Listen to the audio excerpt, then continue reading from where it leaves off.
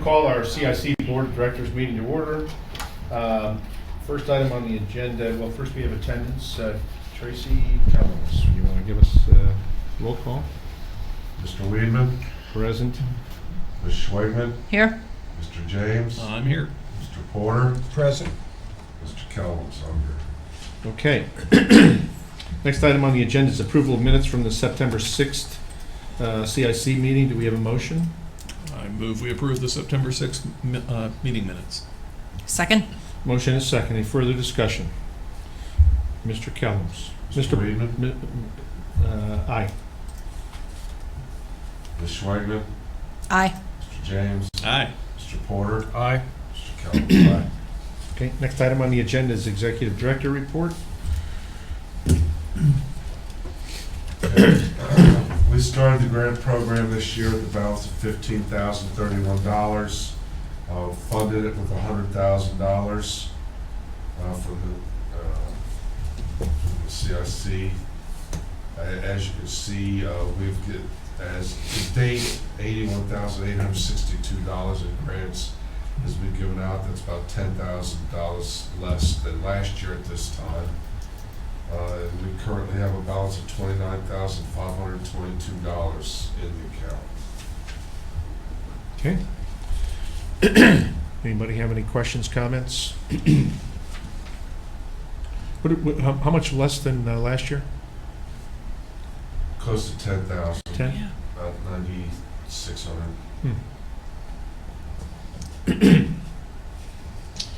Okay. No questions. Next item on the agenda is a resolution establishing a grant program for Sycamore Township. Do you have that, Trace? I do. A resolution establishing a grant program for Sycamore Township residents who reside in Sycamore Township and work in Sycamore Township joint economic development zones. We have a motion. I move we approve the resolution Mr. Kellums presented. Second. Motion is second. Any further discussion? Mr. Kellums. Mr. Weedman? Aye. Ms. Schweigman? Aye. Mr. James? Aye. Mr. Porter? Aye. Mr. Kellums, aye. Okay. Do we have a resolution for our next meetings? We do. We have Okay. a resolution setting meeting dates and times of Sycamore Township CIC Incorporated. And these dates are March 7th, June 6th, September 5th, and December 5th. I move we approve the resolution. Second. Motion is second. Any further discussion? Mr. Kellums. Mr. Weedman? Aye. Ms. Schweigman? Aye. Mr. James? Aye. Mr. Porter? Aye. Mr. Kellums, aye. If there is no other business, we'll take a motion to adjourn. I move we adjourn. Second. Motion is second. All in favor? Aye. Opposed? You're adjourned.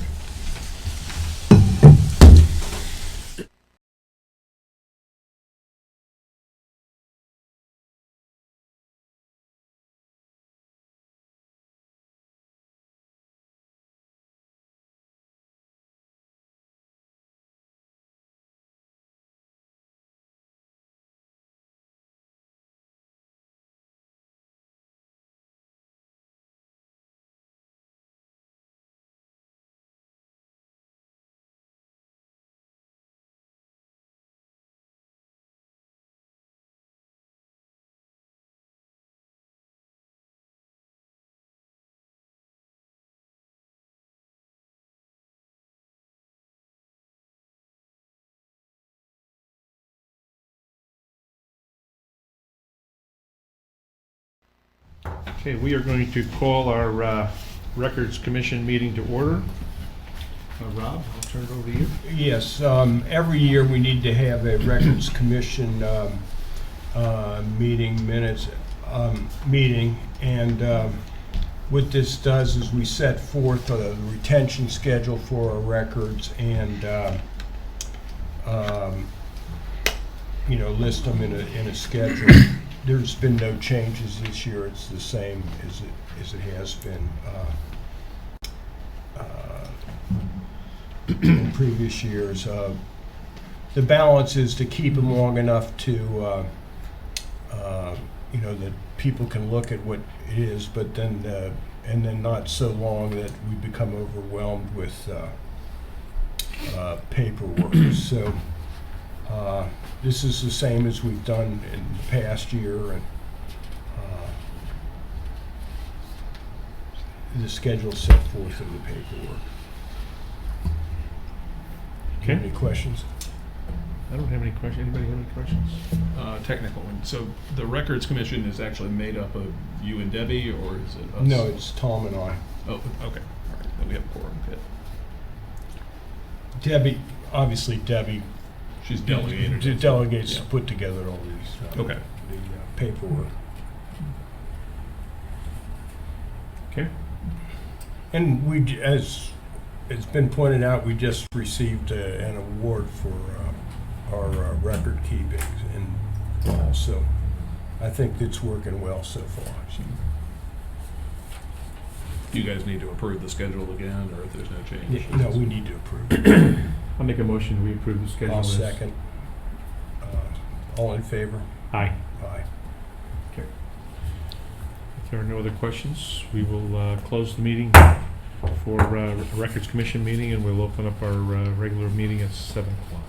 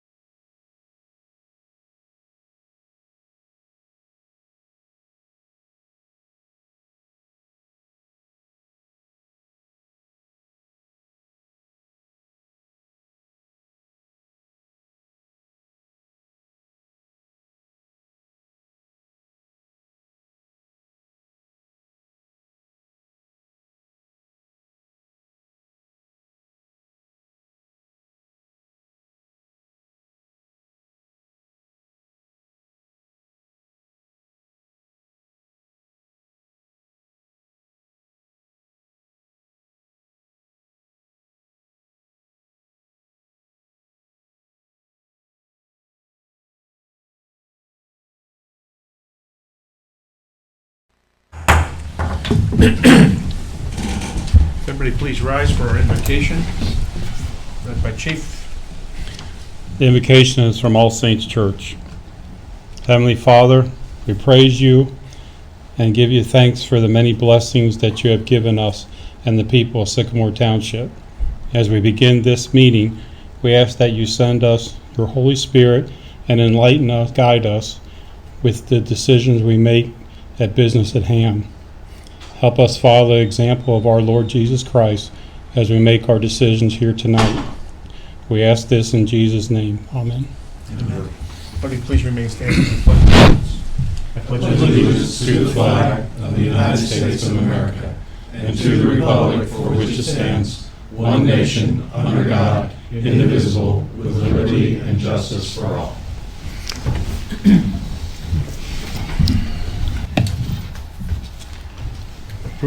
First item on the agenda, approval of minutes from the November 15th trustee meeting. We have a motion. I move we approve the November 15th, 2022 trustee meeting minutes. A second. Motion is second. Any further discussion?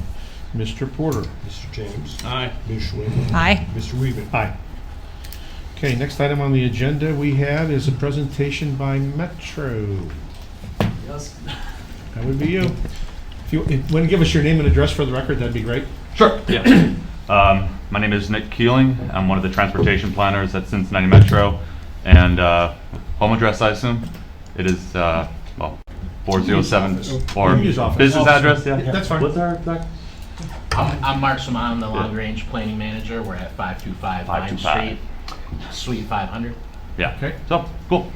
Yeah, we're going to keep this nice and concise. This is kind of the presentation. We've been going around the entire county now presenting this to everyone. And so I'm happy to show some wonderful improvements we've been doing as your local bus service. So, perfect. Again, I'm the transportation planner at Cincinnati Metro, and I'm joined by my colleague Mark Simon.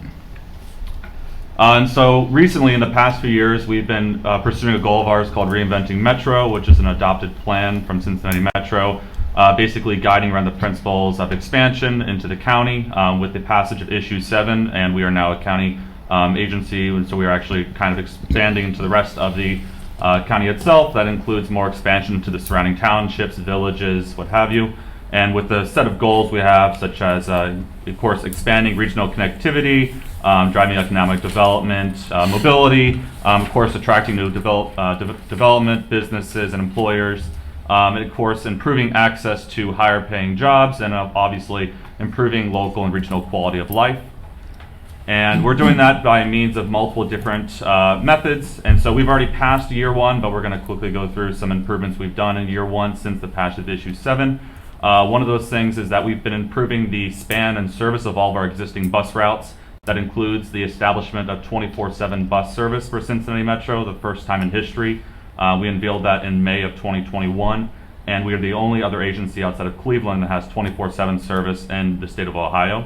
We are also expanding service to the other areas that previously we have probably cut service from, and so we're actually bringing service back to certain areas, and so that especially means more service on weekends. And since COVID has happened, we're seeing changing trends across the board for jobs, and so people aren't really working 9 to 5s anymore, and so we're adopting different methods for our bus system, running at different times of the day now with different peak services to serve the needs of the people that want to use our bus system. Obviously right now we are about 80 to 85% ridership of pre-pandemic levels, which is pretty high considering our comparison to our peers, and so we're almost on track to reach about 100%. We have been providing free weekend rides this summer as a way to spur more interest in our weekend service that we've been improving. We've also been providing discount services to the local universities, and also we are in the process of putting out new shelters and new benches. I personally am in charge of leading out the implementation of 400 to 500 new benches throughout the entire county, and working with all the jurisdictions to make sure that these benches will of course be in the right locations, and working with all the community members. So we'll be heeding all the commands for what people want to hear from us, for places for people to sit down and have a respectable location to wait for their bus. And so the improvements we've been doing, especially as of December 4th, which is in service as of now, will be an expansion into other areas, such as expansion into Sharonville, We have provided some concise different areas such as routes that go up and down Hamilton. Service that has impacted this area is route number 5, which goes from basically Oakley Transit Center, goes north up Ridge, along Montgomery, comes through Sycamore Township, just comes right past the Kenwood shopping area, then goes up through Blue Ash and goes over to Sharonville. The purpose of that was to increase job accessibility, since there's a lot of jobs that kind of get between Sharonville and Oakley Transit Center, especially in this township and in Blue Ash. We wanted to improve connectivity to that. We also have kind of made it easier to navigate our system by cutting off what we call them branches on our bus lines. And so you have different chunks, so like the Route 4 might have different branches on that. And that gets kind of confusing for our riders. And so we've been trying to consolidate those or kind of make it easier for others. And so for Route 4, we actually consolidated a few of our branches so it's less confusing for our bus riders. And we also have 2 other examples of other routes we've consolidated or made more efficient to meet the demands of our riders. With these improvements, we have increased the potential of our system to serve 40,000 more jobs accessible by Metro. This is information we've pulled from the census data, the most recent one.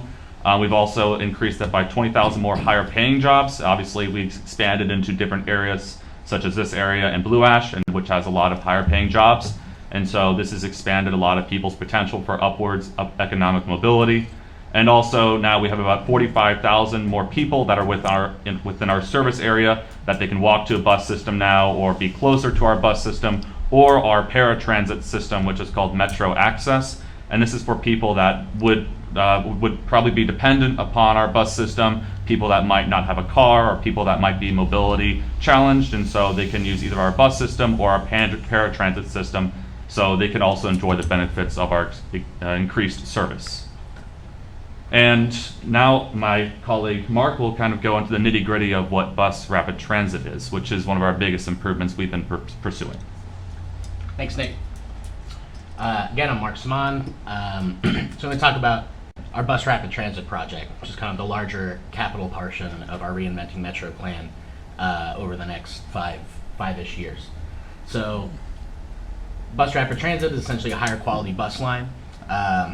Stations, not stops, with higher amenities for our riders, dedicated lanes where they can fit on the road in order to let the buses go through typically congested areas, as well as basically it's in effect trying to be a light rail line, but as a bus, having the separated right-of-way, stations, higher speeds, limited stop, half mile to a mile between stations.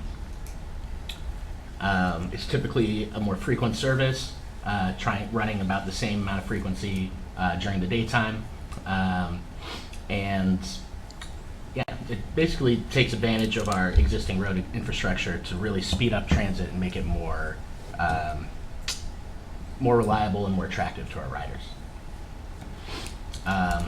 As is standard on almost all of our buses now, these buses have Wi-Fi, real-time information. They are fully accessible to folks with mobility devices, and can accommodate several bicycles on board as well. Why we're pursuing this in Hamilton County is typically the biggest complaint of public transportation is that it takes far longer than driving. That's a big impediment to increasing ridership, as well as just like not having to have people have 90-minute commutes one way if they need to get across the county. So we hope that with this project, will not only impact people's lives and their access to jobs and healthcare and recreation, but also draw drivers off the road, some of them, onto a service that's now more competitive with the trip they may be making, and drive economic growth through Hamilton County. Typically, when we put in a BRT line, and this is our intent, is the entire corridor that it's running on, the arterial will be running on, would receive pretty hefty infrastructure upgrades, not just in terms of the bus lane separation from traffic signal improvements, things like that, but would typically go in and fix up sidewalks when they need to be, put in more pedestrian infrastructure because people need to be able to cross the street safely in order to ride our buses, as well as better lighting, things like that. So it all kind of rolls into a street redesign where applicable in order to best use this resource. And it is a bit more permanent than a bus stop. So, when people see that station there, they know it's probably going to be there and be in operation and not be moved around the corner or the route eliminated because of the physical investment into the roadway. And just as an example here, this is from Eugene, Oregon. It's one of the cities we've been studying along with other cities across the country, where a fairly wide road that they had here is kind of a one-way highway through the city. They added in, you can see the station with the shelter on the right, the the concrete lane indicating that is typically the bus lane, although they do allow right turns from that lane for cars. And just a general overall better environment for folks who are not inside of the vehicle while they're waiting. So we're looking at 4 corridors that we're studying in Hamilton County. We will pick 2 of these to put full bus rapid transit lines on. The others will not get anything. They will get upgraded bus stop infrastructure as well as a limited stop service. It doesn't have its own lanes, but it's going every half mile to a mile between stops. Right. So real quick, Glenway, that's our west side route. And that would basically connect downtown out to Western Hills Plaza.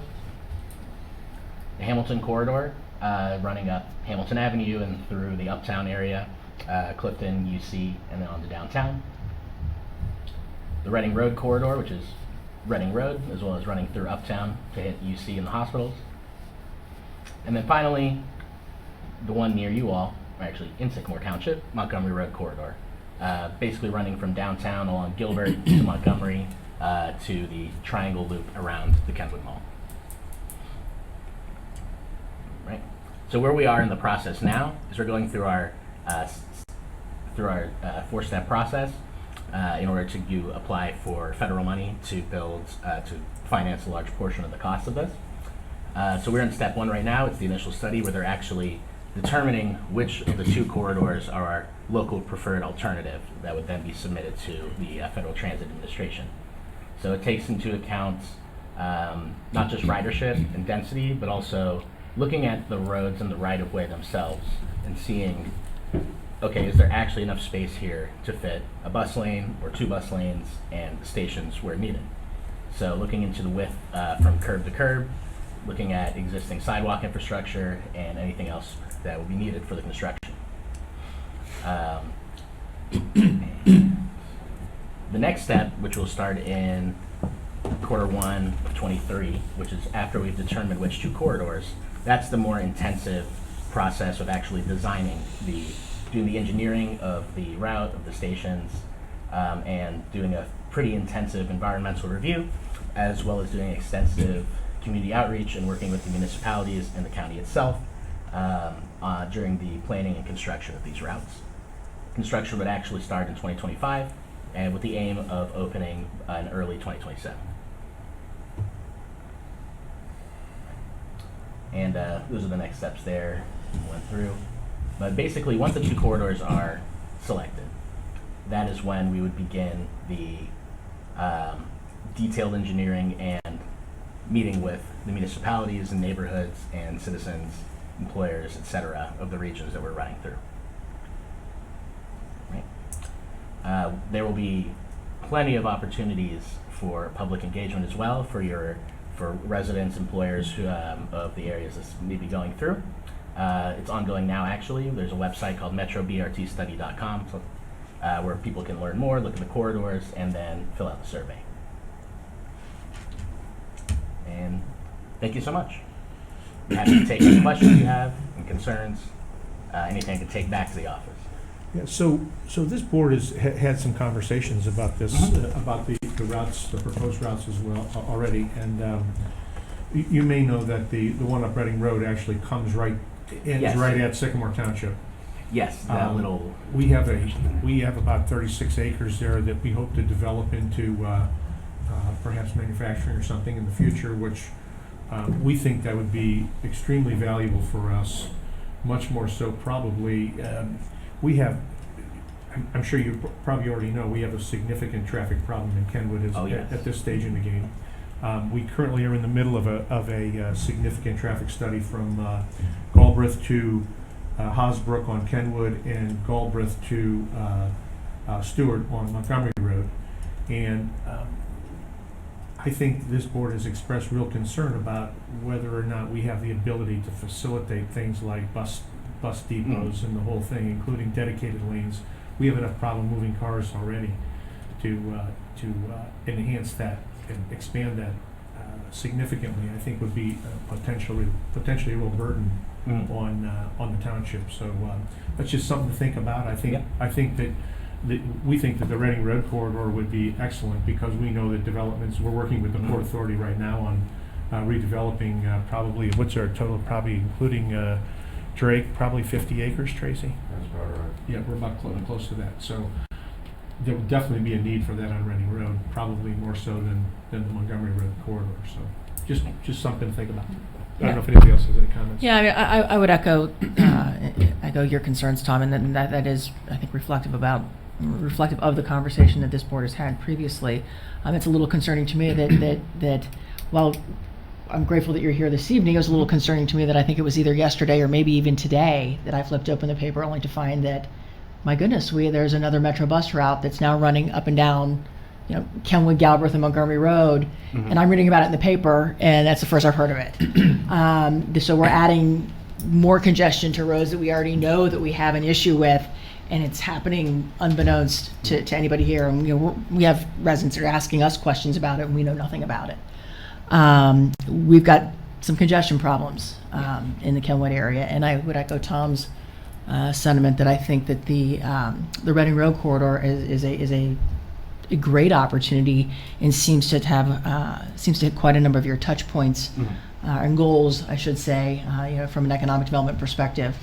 One thing I noted in your presentation about your goals in connecting people to job centers, but I'm curious as to some of the existing routes and how you went about choosing these 4 corridors and what kind of ridership you currently have on your existing bus routes.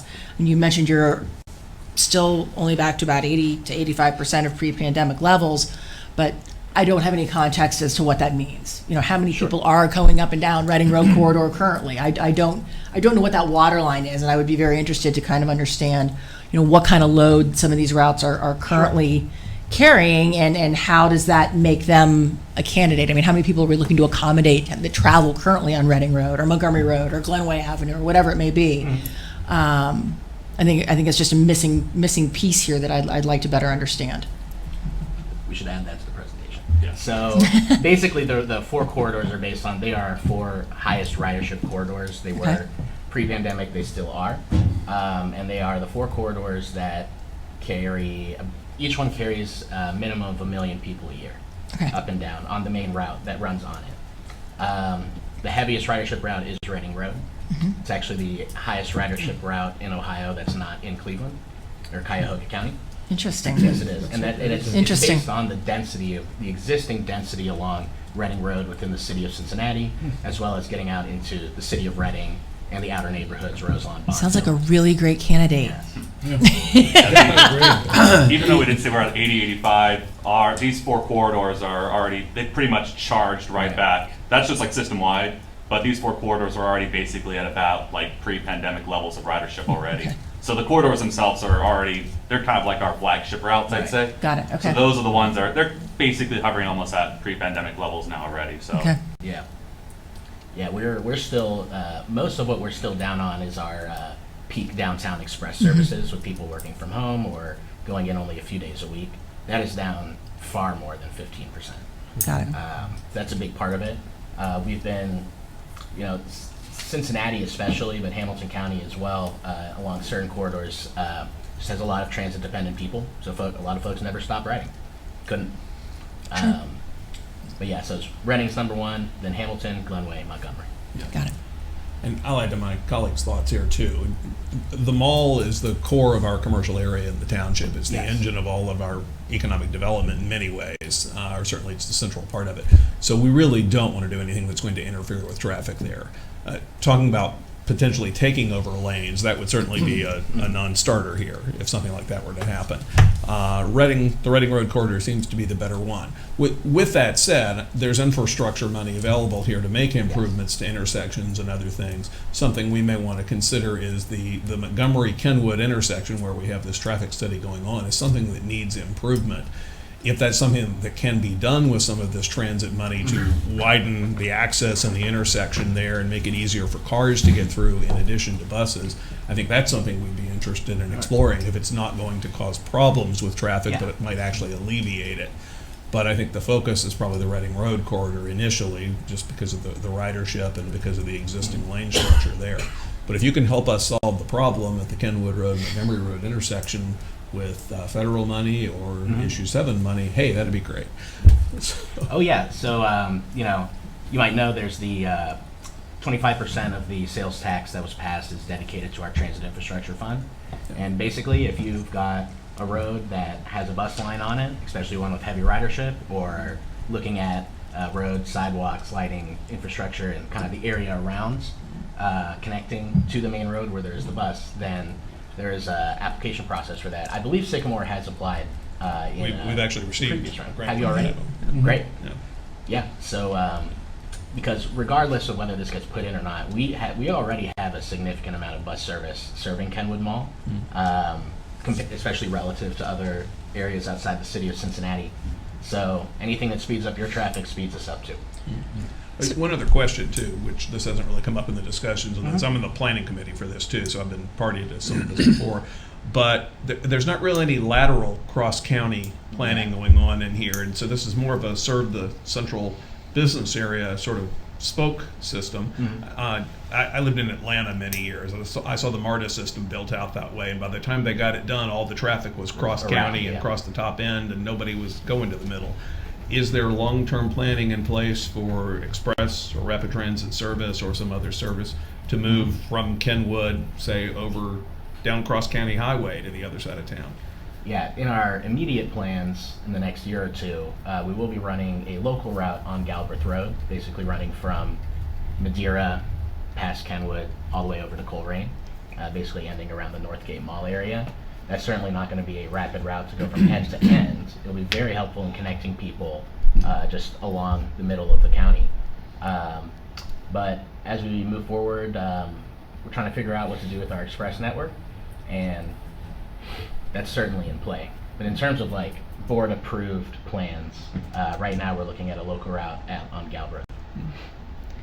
So here's another question. So we're expanding service up and down some of these key corridors, and from our perspective, quite a number of them run through or touch various portions of Sycamore Township. Some of them are state roads, some of them are county roads, some of them are township roads.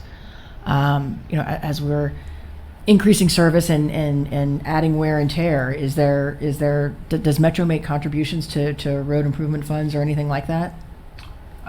Beyond our established transit infrastructure fund, I don't think we directly fund any maintenance or things like that. Because some of those roads in some areas of town aren't the greatest. I noticed that you have Route 67 that's going across Kemper Road. That's the first I've heard. First I've noticed, except today, for the first time, I noticed that there was a bus coming across that stopped at Snyder and Kemper and dropped somebody off. So again, I think to Tracy's point, I think it would be good for us to if you're thinking about expanding into our community, it's probably good to get some notice in advance to let people know, because I had no idea what was going on, and I live right there. So absolutely. And as these are new routes, especially in areas where there hasn't traditionally been bus service, we're kind of extensively studying our on-time performance, our ridership, where people are actually going on it, because we can predict based on just centers of activity where we think people are going to go.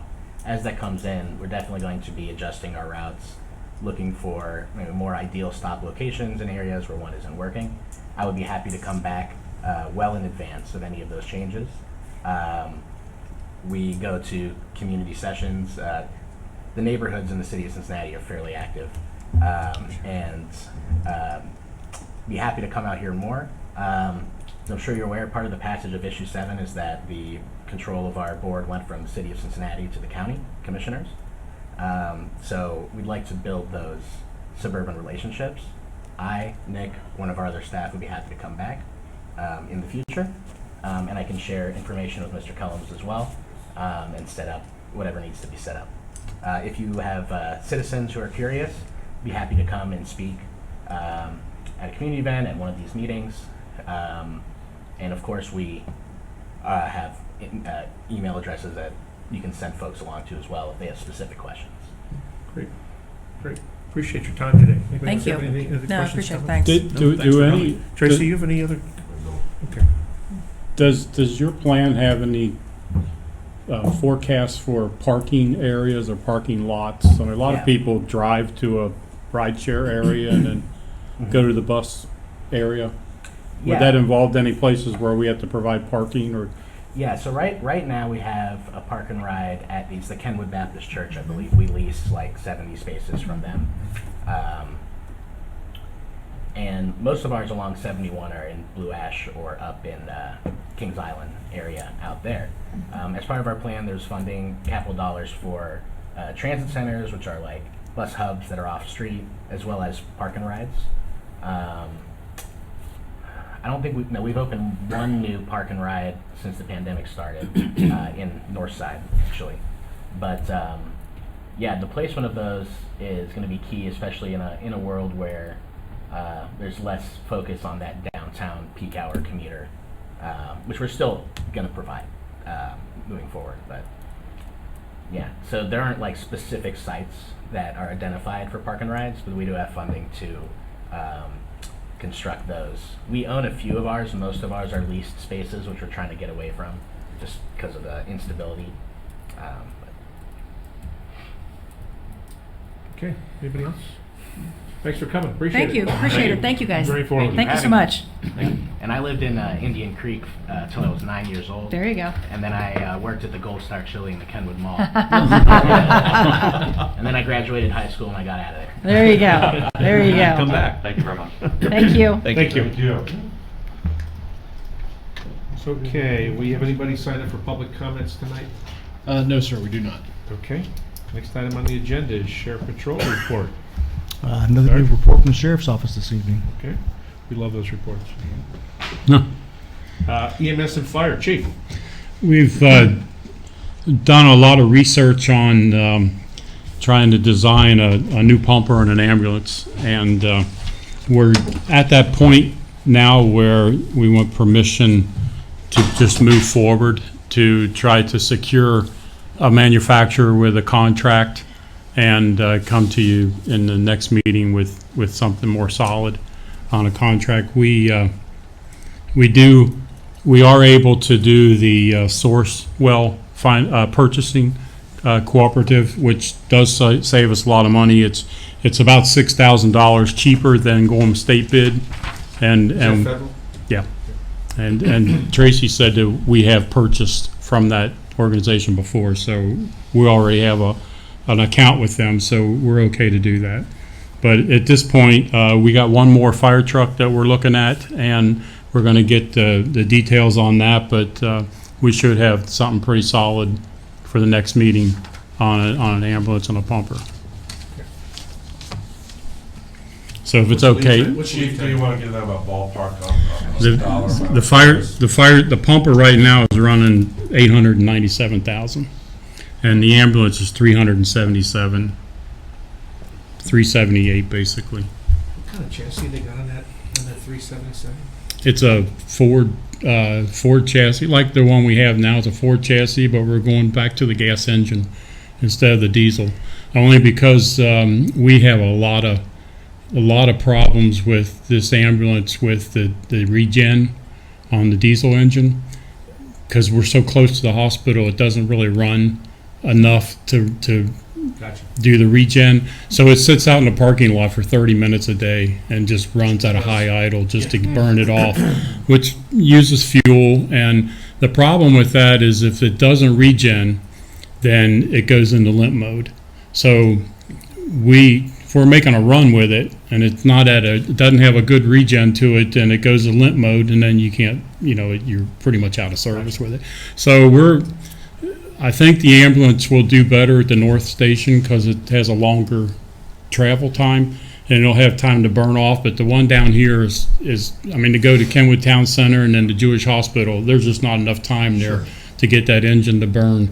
So there's a lot of departments that are running into the same issue, and they're going back to the gas engine, which it'll be fine. It's a very good motor, and we won't have to deal with that. And the Ford is pretty much at that size engine is the only manufacturer that requires that. Our internationals we have don't require it. The fire trucks don't require it. They don't have that type of. They still use DEF fluid for the pollution stuff, but it doesn't have to do the regen. We're also looking at about a 2-year lead time on this. Yes. Yeah, easily, an easy 24 months. So give me a little history.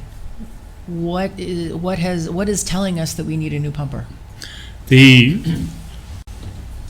Well, right now we have our newest pumper is in getting repaired. The next newest down from that is in getting new injectors. So we're basically running a 24-year-old fire truck up at the North Station. It's the age, the mileage, and just the wear and tear on it. So we're running a 24-year-old one, and then our other two are in for service right now. One was the wrecked one that's getting repaired. Okay. That should be back hopefully by the end of December. How are those two? They're okay. I mean the Seagrave, which is the one that we're running first out down here, is the one getting the injectors. That'll actually go as a spare. So if we get the new pumper, and then the E1, the one that's wrecked, will be our two main pumpers. And the E1's a 2018, so it's in good shape. And then we'll have a new one for this station down here. So then we'll rely on the Seagrave that we're running now as the backup, and then the two trucks we're running right now is the 24-year-old Quint up north, and then the pumper is a 2009. So they both got some mileage and some wear and tear on them, but we keep them going. So we'll put the 2009 would be our backup. Yeah, that'll be our That's the spare. Seagrave, right? That's a little Seagrave one we bought. So the E1 that we got now that's wrecked will go north, and then the new truck will be down here. So we'll have two fairly decent trucks. So if we're looking at a 2-year lead time to get it, how does that work in terms of paying for it? Do we need to pay for it up front, or what? It's up. I'll have that for the next meeting, but as it's written here, there's a $24,000 savings to pay for it up front. But Tracy and I were talking with the concerns of 2 years, whether we want to invest that money into that and take a chance on anything happening, or whatever. But it's kind of your guys' call if you want to do a prepayment or wait till the money that we have available. We got till 2026 before we have to I would use it. suggest that we don't prepay anything with the way everything is running today. You have no idea when you're really going to get it, but also I don't believe that we can sign a contract if we don't have the money. I mean, I think we need to appropriate that money at the beginning of the year and encumber it when it's ordered. And it would be a vendor-specific PO, so we would just roll it over each year. So I trust there's some kind of a deposit, though, obviously, right? They're not going to start making this They don't have a deposit on here. They They just ask for one. It's just basically a contract that we sign. And then if they know that the PO is dedicated to them, that might be all they need. There isn't anything on here that says we have to have any payment on it, other than the prepay. We've never put a down payment on any kind of vehicle before. Okay. In the current interest rate environment too, with short-term interest rates being as high as they are, we could earn more than 24,000 on 800,000 Yeah. in 2 years. I just wouldn't That Right. is good. I agree. I've done it in my head. We Yeah. can't. Are there any viable alternatives to purchasing a new one? I mean, I know everyone would like a new one, certainly. It's more reliable typically, but is there a resale market for recent vintage trucks such as that? I mean, most alternative? departments hang on to them till they're junk. I mean, it'd be like us selling one of our old trucks. Yeah. You know, not too many people take a truck that's fairly functionable that you'd want to use as a first out truck like we would. Another department that would sell it unless there's something wrong with it and they need to get rid of it. You know, I mean, they're not going to take a perfectly good truck and just sell it. And there are a I lot mean, of fire departments don't go out of business, you know, to where Right. you would liquidate your typically not. equipment. Yeah. Yeah. So it would either be somebody that bought one and it just ended up being a big lemon, they want to dump it, or it's too old to put in service for us. What about the replacement squad? Please? The squad? So we're at 377, and what are we replacing there? We're replacing the 2007 International. We bought two Internationals at the same time back in 2007, and the one got totaled and went back and got rechassied. And so it's a fairly good, that's the one that's running out of the North Station. Okay. So when we get the new squad, the Ford that's down here will go north, and then the new one will be down here, and then the International that got refurbed will be the 292 unit. And then we have the 2014, I think, that is the spare. It's not in service, but we put it in service if we have one go out of service for a spare. So is there a squad and a pumper that are getting traded in or auctioned off? Well, we will be getting rid of the 2007 International. Whether we want to auction it or trade it, we'll have to find out what the values are on that as far as trade in and that sort of thing. I'd like to understand what those values are Yeah, we'll find out. before, Find out. you know, in presenting these new purchases, I'd like to understand what the trade-in value is of whatever Mhm. it is that we think we're going to dispose of in one way or another. Yeah, I can find out if there's any value to a trade-in. If not, then it would basically be a sale like on Gov Deals or something like that. And I'm not I'm not a fire truck expert, but How much time on that squad we're going to replace? Would it be- It's almost 2 years too. You Yeah. mean wait time? No, I'm talking about how much time or miles or whatever on the one that we're going to just get rid of, the squad. Oh, that one? That's a 2007? Yeah, it's a 2007. It has probably 130,000 miles on it. Somewhere around there. and so the 2014 squad that we would move into backup status, how many miles does that have on it? That's not too bad. It's about 60, because that's the one that we refurbished. That we had to have rechassied when the old one got wrecked. So I mean, I'm one of not these two internationals was the one that Access Financial contributed to us, correct? Mm-hmm. Okay. I thought I remember that being $177,000. The old International. Yeah. Am I wrong on that? Yeah, I don't think I think that's low. I think those Internationals are around 240. That was in 2007. Yeah, they could have been. It could have been around there. It's 15 years. Yeah. I don't know what the Over average double life of price. a squad is, but Sell cars. 60,000 miles doesn't seem like very many to put Much more something out to pasture. I mean, Well, that seems like a pretty, like there's still some life left in that. well, put it out to and pasture. it would be our third medic unit. It would still be an in-service medic unit. It's stocked and ready to make a Right, run. when you say that it's the spare, which is, look, we all want and need a spare. I mean, I just, We're actually we'd be getting rid of the 2007, the older one. okay. So when he says a spare, you mean 292? No, 292 is an actual functioning unit. We make runs with that. It's the fourth unit that we keep in case we get one that goes out and we have to put one in its place. So we have 4 ambulances. So Chief, why don't you just go back?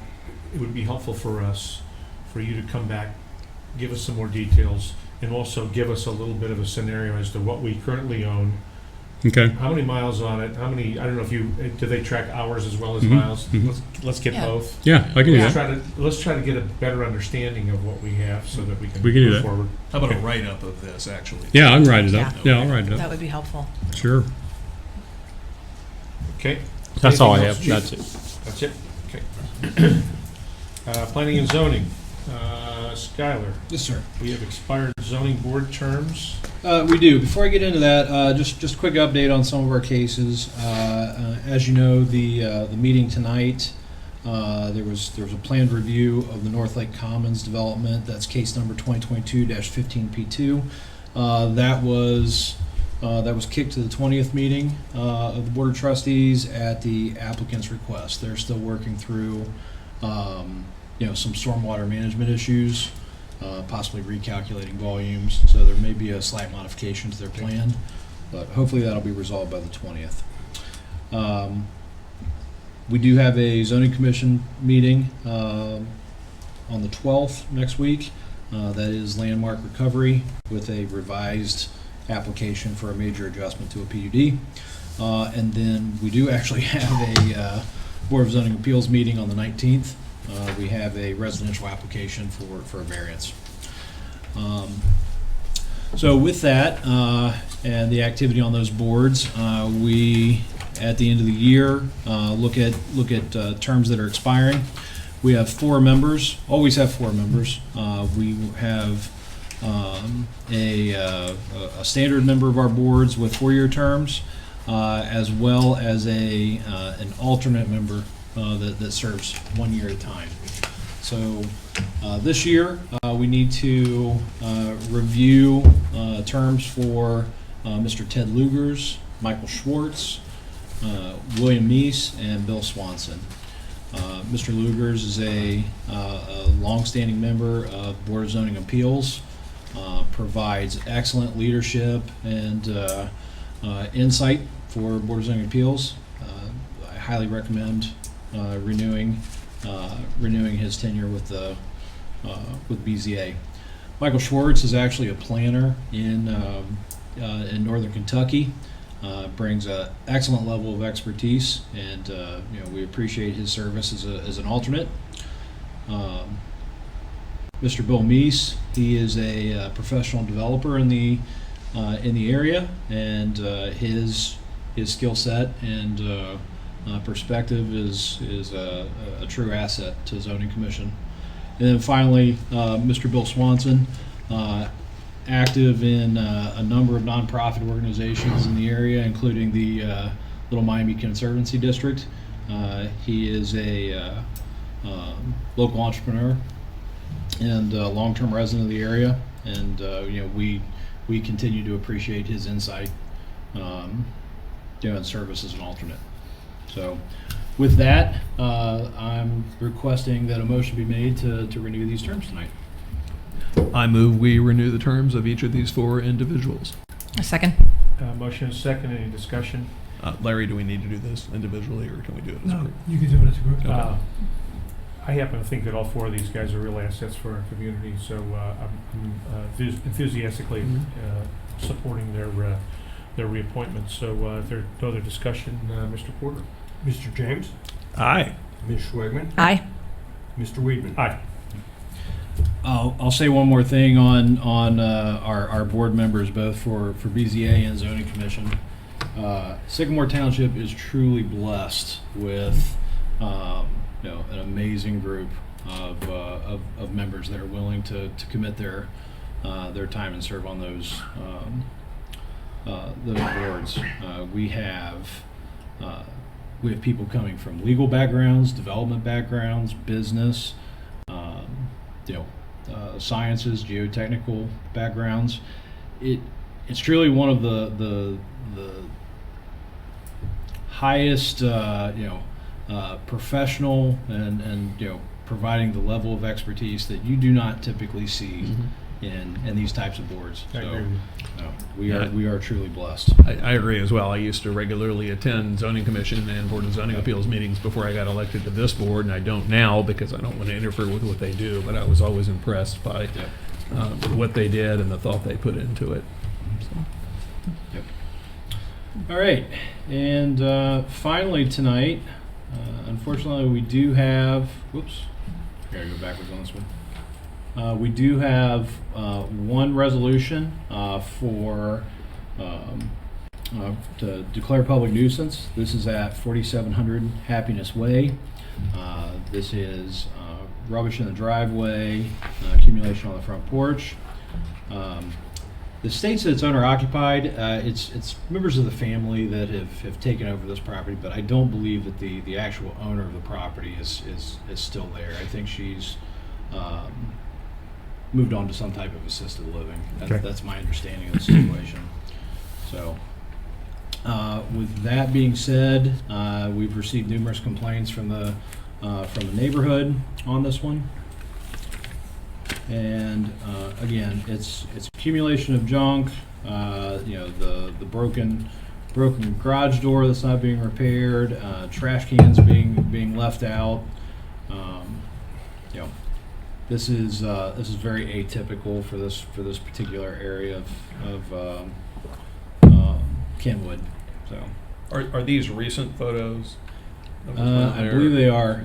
So typically, any photos that we're putting out here for your review have been submitted to Beth within the last week. Okay. So Okay, these will be the most current. Okay. With that being said, I have a resolution providing for and authorizing removal of vegetation, garbage, refuse, and other debris, and declaring a nuisance for the property located at 4700 Happiness Way, Sycamore Township, Ohio, 45236. I move we approve the resolution. Second. Motion is second. Any further discussion? Mr. Porter? Mr. James? Aye. Ms. Schwegman? Aye. Mr. Weedman? Aye. And that's all I have for you tonight, unless there's any questions for me. Okay. Any questions? Okay, roads, maintenance, and recreation report. Mr. Kellums. Well, leaf season is about to wrap up, so I know the maintenance crew is happy about that. It came down hard and heavy. They were extremely busy, and now it's really slowed down. So now they'll have time to move on to other projects. So all I have besides that is a resolution tonight.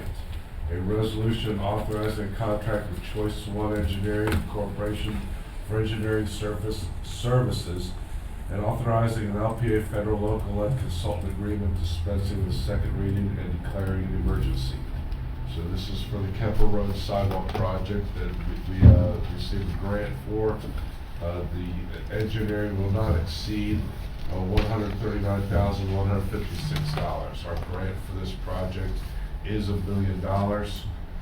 It's a 90-10 grant.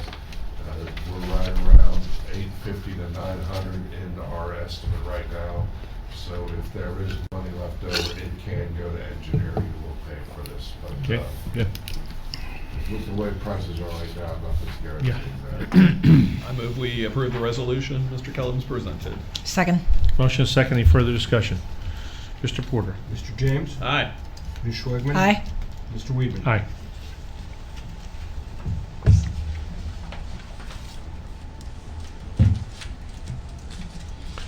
Anything else? The only other thing is don't forget Luminaria. Coming up Saturday night. Yep. One quick question. Where are we with ODOT with that Snyder Road sign construction? Have they come back with a We price? are nowhere. They did Okay. come back, and it came back at 250, something like that. So It's going to be a nice chain link fence then, right? it's going to be a nice chain link fence. Yep. Maybe we can put a little sign on it.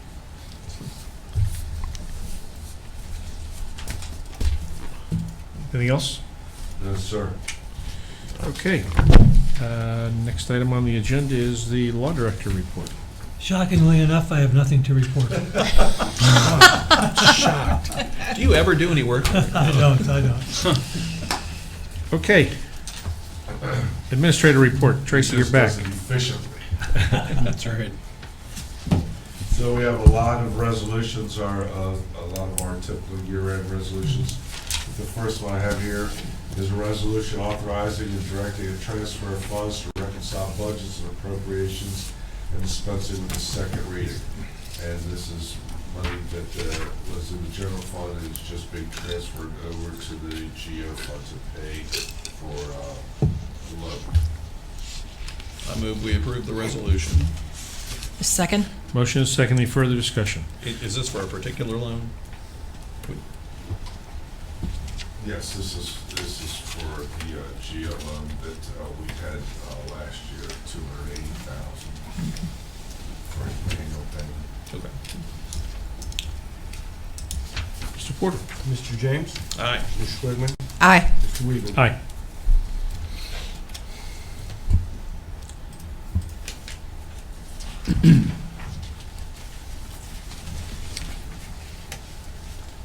So these are our year-end resolutions. A resolution authorizing payment for association dues and dispensing with the second reading.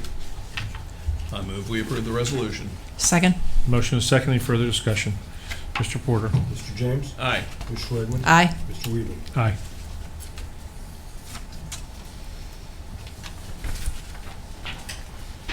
I have a resolution authorizing membership in the Coalition of Large Ohio Urban Townships and dispensing with the second reading. I move we approve the resolution. Second? Motion is second. Any further discussion? Mr. Porter? Mr. James? Aye. Ms. Schwedman? Aye. Mr. Weaver? Aye.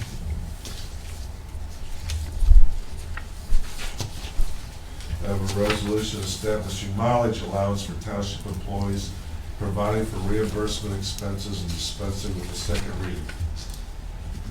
I move we approve the resolution. Second? Motion is second. Any further discussion? Mr. Porter? Mr. James? Aye. Ms. Schwedman? Aye. Mr. Weaver? Aye. I have a resolution requesting the county auditor to make advance payments of taxes and dispensing with the second reading. I move we approve the resolution. Second? Motion is second. Any further discussion? Mr. Porter? Mr. James? Aye. Ms. Schwedman? Aye. Mr. Weaver? Aye.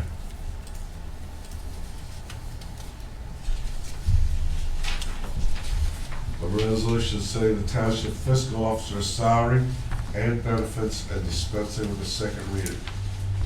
I move we approve the resolution. Second? Motion is second. Any further discussion? I'll just note, since our resolution notes we're setting it at the maximum amount approved by law, that amount for 2023 will be $33,880 for the public's reference.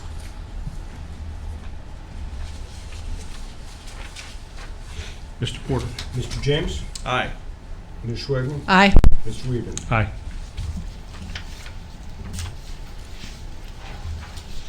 I have a resolution providing for compensation of the township trustees and dispensing with the second reading. I move we approve the resolution. Second? Motion is second. Any further discussion? And again, for the public's reference, since we simply tied it to the statute, if I did the math right, the amount for trustee salary for 2023 would be $24,730. I don't think that's right. Is I that was not gonna say, right? is that, Okay. is that So math higher or is or that lower? stated somewhere? That's lower, I think. It's according to the OTA chart for 2023, it is 200 times the daily rate of $123.65. So, Perhaps we can just refer to, if you want to. Well, I think everyone's on a different scale. according Based to on their OTA for election. 2023, it's unified for everybody now. Oh, okay. So, but it's somewhere in that vicinity anyway. Again, it's for reference purposes. The resolution ties it to state law. Okay, we have a motion and a second. Any further discussion? Mr. Porter? Mr. James? Aye. Ms. Schwedman? Aye. Mr. Weaver? Aye.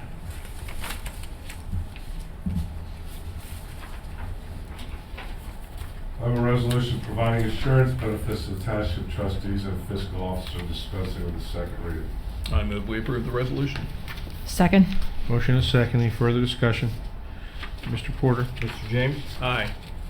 Ms. Schwedman? Aye. Mr. Weaver? Aye.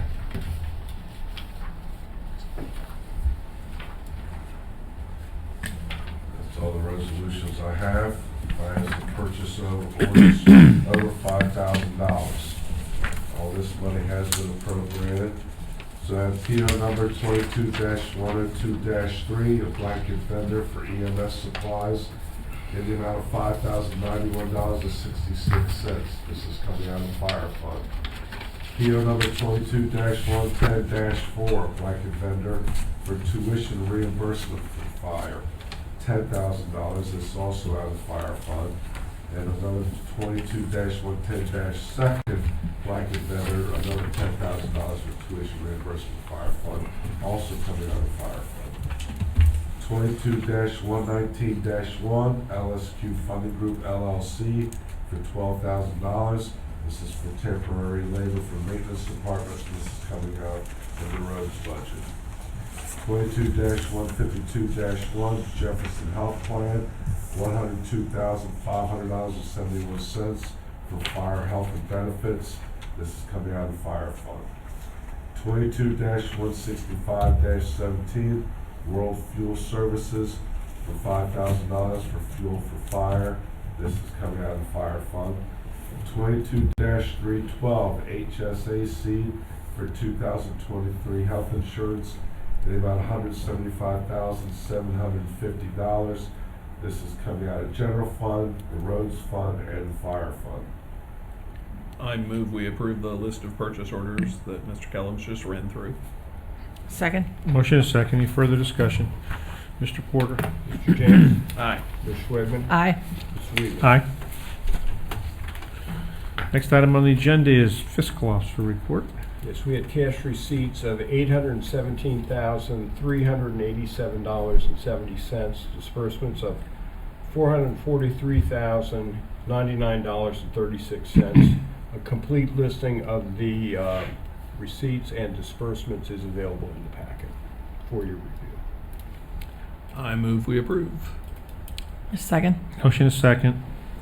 I do have a question, and I'm sorry, but the list Debbie sent out shortly before the meeting earlier included 2 checks to a particular vendor. I asked her about it, and she mentioned one had been voided because the amount was corrected, so there was a second one to that particular vendor.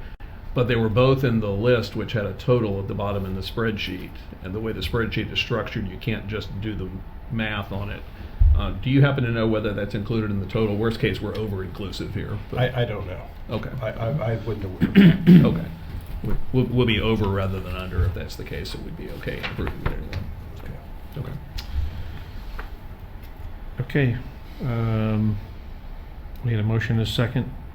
No further discussion. Mr. Porter? Mr. James? Aye. Ms. Schwagman? Aye. Ms. Weaver? Aye. Okay, next item on the agenda, trustee comments. Tracy, got any? I think we've already mentioned that leaf pickup is wrapping up in the coming weeks, and Luminaria, Dillonvale Luminaria, is this Saturday, so we hope to see our friends at that particular event. Also wanted to mention to folks that probably hitting your mailbox soon is our quarterly newsletter, which is in a new format. So I hope everyone is going to enjoy the new format and sort of the restructuring of the content, where we'll be featuring happenings of the township on the homepage and things that are happening in the community. So looking forward to having that hit mailboxes, and hopefully folks will enjoy that new format.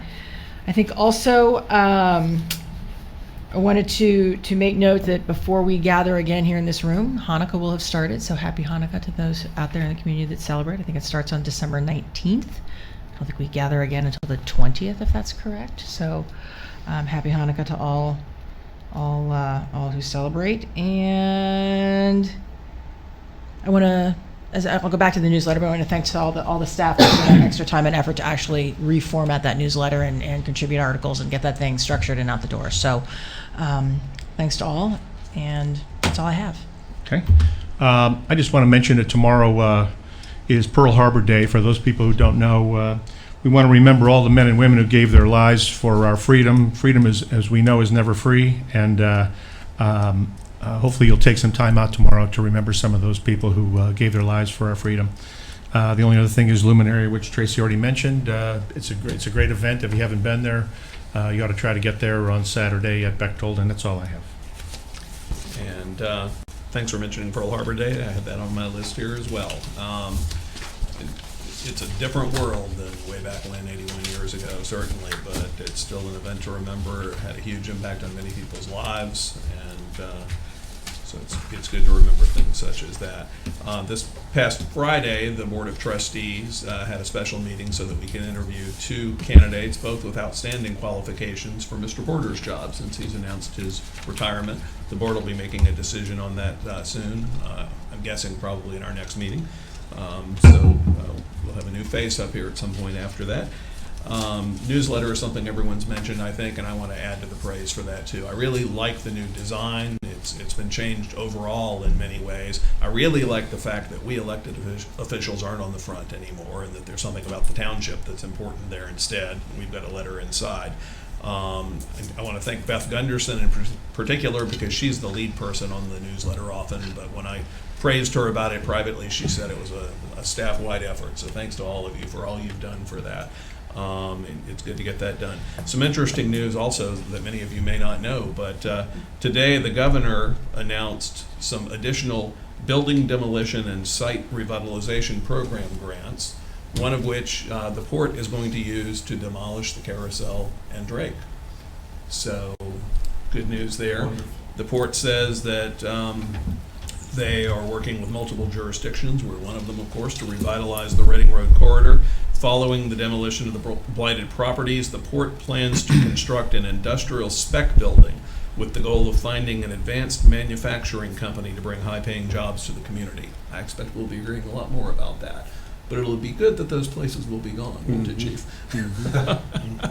So, anyway, thank you very much. Okay. If there is no other business to attend to tonight, we will take a motion to adjourn. I move we adjourn. Second. Motion is second. All in favor? Aye. Aye. We are adjourned.